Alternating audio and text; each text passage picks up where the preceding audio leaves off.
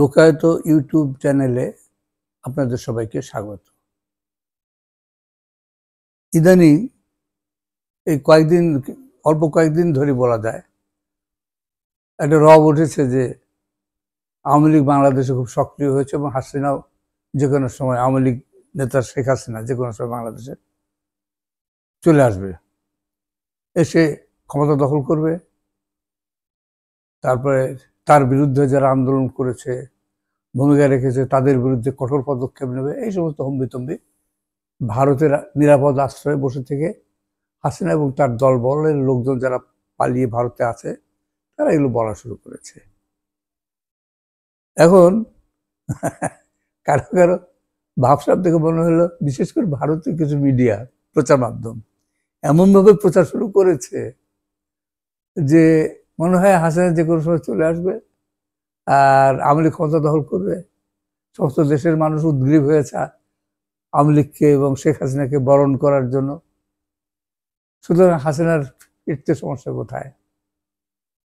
একটা ডাক দেবে, জনগণ মানে সব অতীত ভুলে গিয়ে হাসিনাকে বরণ করে নেবে ক্ষমতায়, এবং তার বলে যে যে দুর্বৃত্ত শাসন ছিল, তার যে দুর্নীতিগ্রস্ত মাফিয়া শাসন যেটা ছিল দেশে, সেটাকে আবার বলবৎ করবে। স্বপ্ন দেখতে দোষ নাই, স্বপ্ন দেখছে ভারতের কিছু প্রচার মাধ্যম, অথবা ভারতের সরকারও ওই স্বপ্নই দেখতে বই কি, নাহলে হাসিনাকে তারা এখনো পুষছে কেন এইভাবে? ভারত সাংঘাতিকভাবে কিছু ভুল করছে ভারত সরকার। আমি ভারতের জনগণকে দায়ী করব না, ভারত সরকারকে দায়ী করব। জনগণকে প্রচার মাধ্যমের সাহায্যে প্রভাবিত করা হচ্ছে, সেটা ঠিক আছে, কিন্তু সাধারণ মানুষ তো এত কিছু জানে না, এত কিছু বোঝে না। প্রচারের মাধ্যমে এই দেশটা তো আসলে, বিশেষ করে বাংলাদেশ, একটা মিথ্যার উপরে দাঁড়িয়েছিল 53 বছর প্রায়, এই 5ই আগস্টের আগ পর্যন্ত মিথ্যার উপরে। আওয়ামী লীগকে এখানে মুক্তিযুদ্ধের নেতা বানানো হয়েছে, মুক্তিযুদ্ধের পরিচালক বানানো হয়েছে। কি আশ্চর্য একটা দেশ! এদেশেই এটা সম্ভব। কোন সভ্য উন্নত দেশ হলে এটা সম্ভব হতো না, এবং কোনো বুদ্ধিসম্পন্ন মানুষের দ্বারা অধ্যুষিত দেশ, তাদের সংখ্যা যদি ব্যাপক সংখ্যা হতো তাহলে এটা সম্ভব ছিল না। এত বড় মিথ্যা! আওয়ামী লীগের স্বাধীনতার কর্মসূচি কোন দিন ছিল? পাক হানাদার বাহিনী আক্রমণ অভিযান শুরুর আগ পর্যন্ত কোথায় আওয়ামী লীগের ভূমিকা ছিল স্বাধীনতার জন্য? আওয়ামী লীগ কি করেছিল? তাদের নেতা শেখ মুজিব কি করেছিলেন? তামাশা। ওই 7ই মার্চের বক্তৃতা নিয়ে এরা লাফালাফি করে বেড়ায় আওয়ামী লীগের লোকজন। কি সেখানে বলেছিলেন শেখ মুজিব? এবারে সংগ্রাম, স্বাধীনতার সংগ্রাম বললে হয়ে গেল? স্বাধীনতার কার? তার সুনির্দিষ্ট ঘোষণা ছিল। এবং জয় বাংলা বলার পর জয় পাকিস্তান বললে কি আর স্বাধীনতার থাকে, ভাব প্রেরণা থাকে? হ্যাঁ, দুটোকে কোএক্সিস্ট করতে পারে তো। স্বায়ত্ত শাসনের সঙ্গে স্বাধীন পাকিস্তান কোএক্সিস্ট করতে পারে। সেটাই তো চেয়েছিল শেখ মুজিব, তিনি আসলে সেটাই চেয়েছিলেন। সেটা হয় নাই, কারণ পাকিস্তান সরকার সেটা চায় নাই। পাকিস্তানের কেন্দ্রীয় সরকার, বিশেষ করে সেনাবাহিনী, এবং স্পষ্ট বোঝা যায় যে পাকিস্তান নিজে পাকিস্তানকে ভাঙতে চেয়েছিল। পাকিস্তান সরকার, কেন্দ্রীয় শাসক শ্রেণী, পশ্চিমা শাসক শ্রেণী, তা না হলে এইভাবে জনগণের উপর হামলা করে?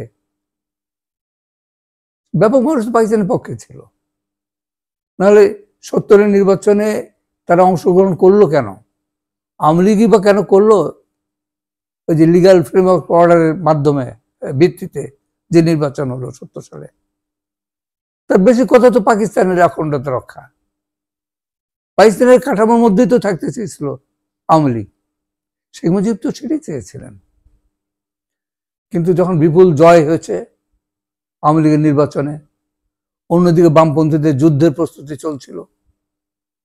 ভাসানীর নেতৃত্বাধীন যে বামপন্থী শিবিরটা বলয় ছিল, ন্যাপ, আন্ডারগ্রাউন্ড গোপন ছিল, কমিউনিস্ট পার্টি, ছাত্র ইউনিয়ন প্রকাশে ছিল, মেনন নেতৃত্বাধীন ধারায় গড়ে ওঠা ছাত্র ইউনিয়ন, যেটা নেতা ছিল 70-এ মাহবুবুল্লাহ এবং মোস্তফা জামাল হায়দার। মোস্তফা জামাল হায়দার সভাপতি ছিলেন, মাহবুবুল্লাহ ছিলেন ওটার সাধারণ সম্পাদক ছাত্র ইউনিয়নের। তারা স্বাধীনতার কর্মসূচি ঘোষণা করেছিল 70 সালে পুরো পাকিস্তান ছাত্র ইউনিয়নের পক্ষ থেকে স্বাধীন জনগণতান্ত্রিক পূর্ব বাংলার 11 দফা কর্মসূচি প্রকাশ্য পল্টন ময়দানে ঘোষণা করা হয়েছিল। যুদ্ধ তো তার 1 বছর পরে শুরু হয়েছিল। তাহলে যুদ্ধের রাজনীতি এখানে কে গড়ল? বামপন্থীরা। এই ইতিহাসটাকে ভুলিয়ে দেওয়া হয়েছে এদেশে মিথ্যা প্রচারের ঢক্কানি না দে, মিথ্যা প্রচারের চাপে সত্যটা এখানে তলিয়ে গেছে। মিথ্যা প্রচার নায়ককে, মূল নায়ক তো ভারত, দিল্লি সরকার। এরা প্রকৃত স্বাধীনতা চায়নি বাংলাদেশের। পূর্ব বাংলার প্রকৃত স্বাধীনতা ভারত চায় নাই, চাওয়ার কারণও নাই। এবং এখানে একটা বিপ্লবী পরিবর্তন হোক সেটা আরো চায়নি ভারত। ভারত তো ব্রিটিশের চালানো, তার আগে হচ্ছে মুসলিম সাম্রাজ্যবাদীরা যে সিস্টেমটা চালু রেখেছে, ব্রিটেন যেটাকে ধারণ করে এগিয়ে নিয়ে চলেছে, নতুন রূপ দিয়েছে আরো, সেই উপনিবেশিক যে ব্যবস্থা যেটাকে আমরা সাধারণভাবে বলি ব্রিটিশ উপনিবেশিক যে ব্যবস্থা, সেটার ধারাবাহিকতা তো ভারত পাকিস্তান। ভারতের নতুনত্বটা কি? খালি ভোট হলেই হলো? ভোটের ব্যবস্থা তো অপরিবর্তনীয়, সেই অর্থনৈতিক, সামাজিক, রাজনৈতিক ব্যবস্থা রয়ে গেছে। এই অবস্থায় ভারত তো এখানে কোনো বিপ্লবী পরিবর্তন চাইতে পারে না। এই বিপ্লবী পরিবর্তনকে বাধা দেওয়ার প্রধান শক্তি ছিল মুসলিম লীগের পয়দা আওয়ামী লীগ। সাম্প্রদায়িক, হিন্দু বিদ্বেষী সাম্প্রদায়িক রাজনীতির উদ্গাতা যারা এদেশে, বাংলায়, এবং তারই তো পরিণতি পূর্ব বাংলা বিচ্ছিন্ন হলো বা পাকিস্তানের অন্তর্ভুক্ত হলো। এই পূর্ব বাংলা এবং এই বাংলাদেশ রাষ্ট্র যেটা প্রতিষ্ঠিত হলো আওয়ামী লীগের নেতৃত্বে, ওই ধারাই তো চলেছে, নতুন কিছু হয় নাই। এইটা ভারতের আশ্রয়পুষ্ট আওয়ামী লীগ দ্বারা এটা সম্ভব না, এবং শেখ মুজিবের মতো নেতা দ্বারাও সম্ভব না, সেটা হয় নাই। এই জন্য আমি একটা জায়গায় আমার একটা লেখায় আমি বলেছি, যেটা ওয়েবসাইট বঙ্গরাষ্ট্রে আছে, রাজনীতির পুনর্বিন্যাস, সেখানে একটা অধ্যায় আছে শেখ মুজিবুর রহমান ইতিহাসের এক মেকি নায়কের নাম। মেকি নায়ক, তাকে ঢাক ঢোল পিটিয়ে বাজিয়ে মিথ্যা প্রচার করে তাকে দাঁড় করানো হয়েছে মুক্তিযুদ্ধের নেতা, আরো কত কি। সে মুক্তিযুদ্ধের কিছুই না, যুদ্ধ করে নেই, যুদ্ধের বিরোধিতা করেছিল, সে ধরা দিয়েছিল পাকিস্তানের কাছে যুদ্ধ করবে না বলে। একটা অনিবার্য যুদ্ধ যেটা পাকিস্তান চাপিয়ে দিচ্ছে দেশের উপরে, সেটাতেও সে অংশ নিতে রাজি না, আর তাকে বানানো হয়েছে মুক্তিযুদ্ধের হিরো নায়ক। কি মিথ্যাচার দেশে চলে! ভারতের ফাঁদে এই যে পা দিয়েছিল আওয়ামী লীগ এবং গোটা জাতিটাকেও সেই সব নিয়ে গেছিল, এর মধ্যে বামপন্থীদের কিছু ভুল তো আছে, বিশেষ পুরাতন নেতৃত্ব যারা, ছাত্ররা তাদের মতো করে করেছিল পাকিস্তান আমলে, সর্বোচ্চ পরিমাণে তারা চেষ্টা করেছিল স্বাধীনতার জন্য, সেই রাজনীতি গড়ার জন্য তারা প্রাণপণ করেছিল। কিন্তু পুরাতন নেতৃত্ব, পুরাতন কমিউনিস্ট নেতৃত্ব এদেশে খুব ক্ষতি করেছে, তার সাক্ষী আমি নিজে। এগুলো নিয়ে আমি আলোচনা করেছি আমার বিভিন্ন লেখায়। এই জিনিসগুলোকে এখন তুলে আনতে হবে। আওয়ামী লীগ মানে যে একটা মিথ্যাচার, একটা মিথ্যা, আপাদ মস্তক মিথ্যাচার। আওয়ামী লীগ মিথ্যায় পরিপূর্ণ একটা দল। ধাপ্পাবাজি, প্রতারণা, এইগুলো হচ্ছে এদের অস্ত্র। মুক্তিযুদ্ধ যুদ্ধ এগুলো কিচ্ছু তাদের মনের বিষয় না। সাধারণ মানুষ যুদ্ধ করেছে, এরা তার সুযোগ নিয়েছে ভারতের সাহায্য নিয়ে, দিল্লির সাহায্য নিয়ে, আরো নির্দিষ্টভাবে বলতে হবে। আর সাধারণ মানুষ প্রতারিত হয়েছে এদেশের, ভারতেরও মনে করছে আওয়ামী লীগ বোধহয় মুক্তিযুদ্ধের মূল নায়ক দেশে। আওয়ামী লীগ মুক্তিযুদ্ধের ওই ওই 9 মাস মুক্তিযুদ্ধ করলেই হলো, এবং সেটাও ভারতের আশ্রয় থেকে, যার প্রকৃত বাংলাদেশের স্বাধীনতা যারা প্রকৃতপক্ষে চায় নাই, বিপ্লবী একটা বাংলাদেশ হোক এটা যারা চায় নাই, সেই দিল্লি সরকারের আশ্রয় পুষ্ট হয়ে যারা এদেশে মানে ক্ষমতায় বসেছে, যুদ্ধ করেছে এবং ক্ষমতায় বসেছে, তাদেরকে কি এই মুক্তিযুদ্ধের কৃতিত্ব দেওয়া চলে প্রকৃতপক্ষে? আজকে মুক্তিযুদ্ধের ইতিহাস নতুন করে লিখতে হবে আমাদেরকে। আর এই মিথ্যাচার ধরা পড়েছে, 53 বছর লেগেছে এর জন্য।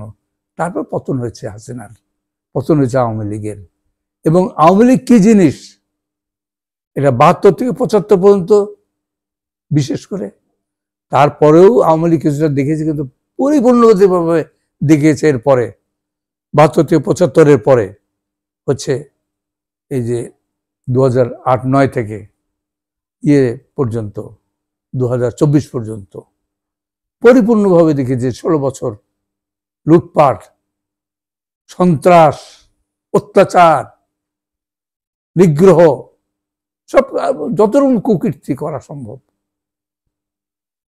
সেগুলোর মধ্য দিয়ে আওয়ামী লীগ দেখিয়ে দিয়েছে যে আসলে তারা কি। জনগণও তাদেরকে অনেকখানি চিনেছে, এবং এরা যে সেকুলারিজমেরও কোনো শক্তি না এটা ভারত বুঝতে দেয় না। কারণ এখন কারা ক্ষমতা আছে ভারতে? মোদি কি ধর্মনিরপেক্ষ নাকি? বিজেপি কি ধর্মনিরপেক্ষ শক্তি নাকি? ওরা ধর্মকে লালন করছে তাদের প্রয়োজনে। আওয়ামী লীগও এখানে তাদের প্রয়োজন ধর্মকে লালন করেছে। আওয়ামী লীগের আমলে যাদের হত্যা করা হয়েছিল ওই নাস্তিক মানে বলে, অথবা ধর্মদ্রোহী বলে, বা ধর্মীয় অনুভূতিতে আঘাত করেছে বলে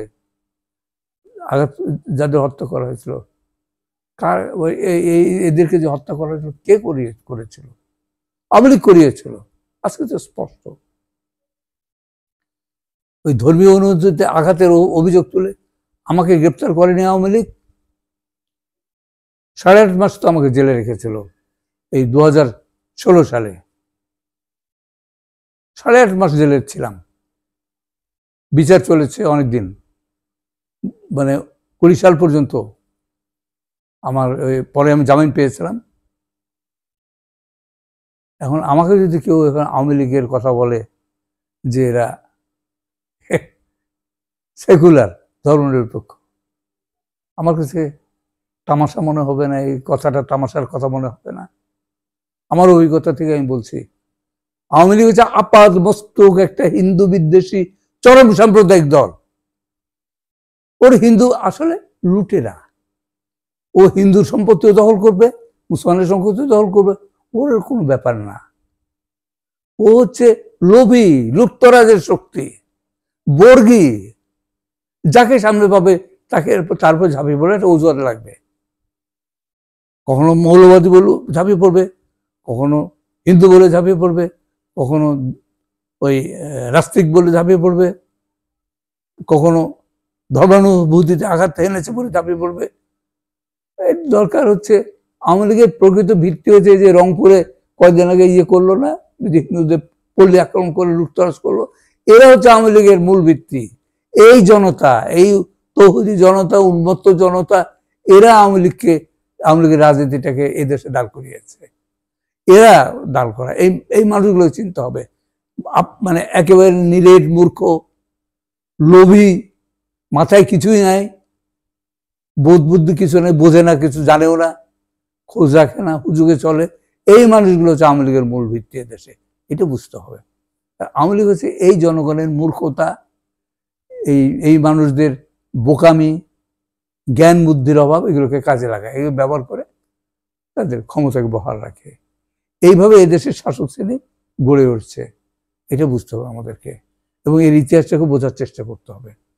এই আওয়ামী লীগ কি এরপরে আসতে পারবে? এখন একটা প্রশ্ন যেটা আমি প্রথমে করেছিলাম, আওয়ামী লীগের প্রত্যাবর্তন সম্ভব এদেশে? কি বলা মনে হয়? আওয়ামী লীগ শেষ হয়ে গেছে। এদেশ 2024-এর ছাত্র গণ অভ্যুত্থান বা ছাত্র জনতার অভ্যুত্থানের মধ্য দিয়ে নতুন পর্যায়ে পা দিয়েছে। এই যে 53-54 বছর ধরে যে মিথ্যাচার ফাঁকিবাজি করা হয়েছে মুক্তিযুদ্ধ নিয়ে আরো অনেক কিছু নিয়ে, এর পর্যায়টা শেষ হয়ে গেছে। এখন সত্য উদ্ঘাটনের সময় এসছে। আওয়ামী লীগ গেছে মানে মিথ্যা গেছে। আওয়ামী লীগের প্রত্যাবর্তন আর সম্ভব না। যারা স্বপ্ন দেখছে যে আওয়ামী লীগ ফিরবে, তাদের সুদিন ফিরিয়ে আনবে, তারা দেখতে পারে সে স্বপ্ন। মূর্খের স্বর্গ, আমি বলবো মূর্খের স্বর্গে বাস করছে তারা। এটা সম্ভব না, আওয়ামী লীগ আর ফিরবে না। যে যতই চেষ্টা করুক, আওয়ামী লীগ মৃত, মরে গেছে, ওইটা আর হবে না, চলবে না। নতুন কৌশল নিয়ে অন্য কেউ আসতে পারে, চেষ্টা করতে পারে আওয়ামী লীগের ধারাবাহিকতাকে ভিন্ন রূপে রক্ষা করতে, কিন্তু আওয়ামী লীগের রাজনীতি শেষ হয়ে গেছে। শেখ হাসিনার প্রত্যাবর্তন ওই দিল্লিতে বসে আর কলকাতায় বসে যতই তারা বলে লাফালাফি করুক, যতই চেষ্টা করুক, এবং ওই এখনকার যুগে যে ইন্টারনেটকে ব্যবহার করে যতই কর্মকাণ্ড চালাক, তাদের পক্ষে সম্ভব। মৃত দল, মৃত রাজনীতি, ওটা শেষ, আওয়ামী লীগের পর্যায়ে শেষ হয়ে গেছে।